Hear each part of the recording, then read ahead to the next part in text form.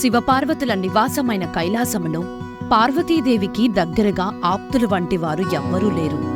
ఆ సమయంలో పార్వతీదేవి ఇంటి వద్ద ఎవరినైనా కాపలా పెట్టి స్నానానికి వెళ్లాలనుకుంది.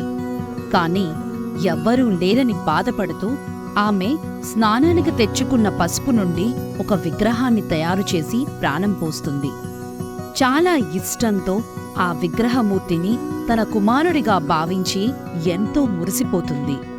ఆ తరువాత ఆమె ఇప్పుడు నేను స్నానం చేయబోతున్నాను, ఎవ్వర్నీ లోపలికి రానివ్వకు అని తన కుమారుడికి చెబుతుంది. దానికి అంగీకరించిన తన కుమారుడు ద్వారపాలకుడిగా తల్లికి కాపలా కాస్తూ నిలబడతాడు. అంతలో ఆ పరమేశ్వరుడు రానే వచ్చి లోనికి ప్రవేశించడానికి ప్రయత్నించగా ఆ కుమారుడు ఆ పరమేశ్వరుడిని అడ్డుకుంటాడు. తల్లి ఆజ్ఞను పాటిస్తున్న ఈ పార్వతీసుతుడు శివుడిని లోపలికి వెళ్లడానికి అనుమతించాడు. శివుడు పార్వతీదేవి పతిదేవుడని ఈ బిడ్డకు తెలీదు. అలాగే ఈ అందాల బాలుడు పార్వతీదేవి సృష్టించిన బాలుడని శివుడికి తెలీదు. ఈ కారణంగానే ఇద్దరి మధ్య వాద వివాదాలు జరుగుతాయి. పరమేశ్వరుడు ఆగ్రహావేశానికి గురై ఆ బాలుడి తలను కత్తిరించి భస్మం చేస్తాడు. బాలుని హాహాకారాలు విన్న పార్వతీదేవి పరుగున వచ్చి రక్తపు మడుగులో ఉన్న కుమారుణ్ణి చూచి నిశ్చిష్టురాలయ్యింది. భర్తతో వాదులాడింది. జరిగిన తప్పు తెలుసుకున్న కైలాసనాథుడు పశ్చాత్తాపడతాడు. బాలునికి ప్రాణం పోస్తానని మాట ఇస్తాడు. పూర్వం గజాసురుడు అనే రాక్షసుడు ఉండేవాడు. బ్రహ్మ అనుగ్రహించిన వరంతో ముల్లోకాలను జయించిన వీరుడు గజాసురుడు. అతను పరమ శివభక్తుడు.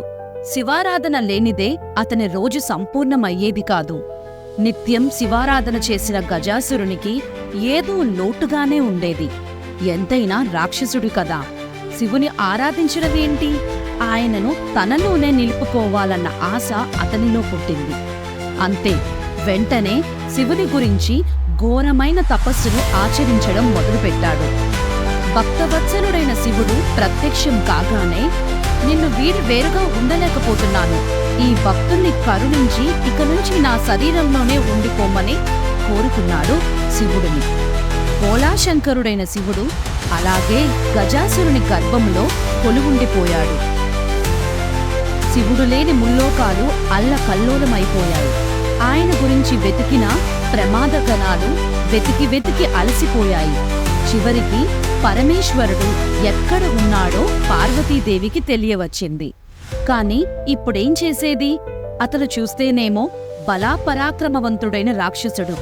పైగా శివుణ్ణి తన దేహంలోనే ఉంచుకున్న అతనిని జయించడం అసాధ్యం అనుకున్నది.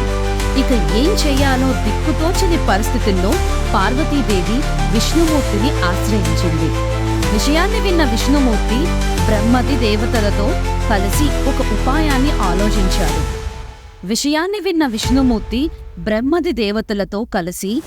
ఉపాయాన్ని ఆలోచించాడు. ఆ ప్రకారం నందిని గంగిరెద్దులా అలంకరించారు. దేవతలందరూ మారు వేషాలలో తలా ఓ వాయిద్యాన్ని పట్టుకొని గంగిరెద్దుని ఆడిస్తూ గజాసురుని విడిదిని చేరుకున్నారు. తన ముందు అత్యద్భుతంగా నృత్యగానాలతో సాగిన విష్ణు విలాసాన్ని చూసిన గజాసురుడు చలించిపోయాడు. మీ అద్భుతమైన ప్రదర్శనకు బదులుగా ఏం కావాలో కోరుకోమన్నాడు. గజాసురా, ఈ గంగిరెద్దు సామాన్యమైనది కాదు. ఇది సాక్షాత్తు ఆ పరమేశ్వరుడి వాహనమైన నంది. తన స్వామికి దూరమై చాలా బాధల్లో ఉంది. దానిని తన స్వామి దగ్గరకు చేరుకోనియ్యయ్యా అని అడిగారు విష్ణుమూర్తి. విష్ణుమూర్తి కోరికను విన్న గజాసురునికి విషయం అర్థమైంది.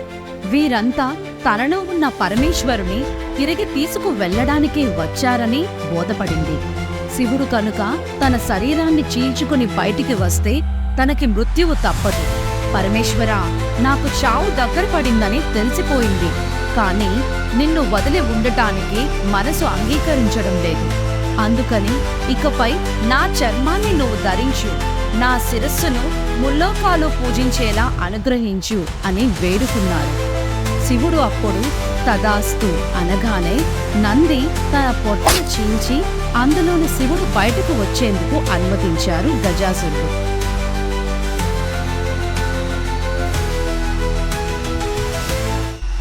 ఇక చనిపోయి ఉత్తర దిక్కున తలపెట్టుకుని ఉన్న గజాసురుడి యొక్క తలను తీసుకుని వచ్చి శివుని చేతిలో సంహరింపబడిన పార్వతీదేవి యొక్క కుమారుడినికి ఆ శిరస్సును జోడిస్తారు. అలా ఏనుగు తలను స్థిరపెట్టి అతనికి తిరిగి జీవం పోస్తారు. ఇలా వినాయకుడికి గజాసురుడి శిరస్సును జోడించడంతో అది ముల్లోకాలకు పూజనీయంగా మారింది.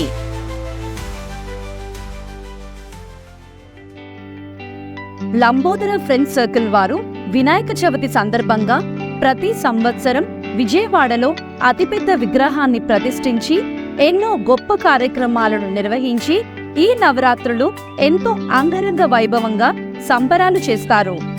కావున ఈ మా కార్యక్రమాల్లో పాల్గొని విజయవంతం చేయాలని మిమ్మల్నందరినీ మా లంబోదర ఫ్రెండ్స్ సర్కిల్ తరపున ఈ నవరాత్రి సంబరాలకు ఆహ్వానిస్తున్నాము.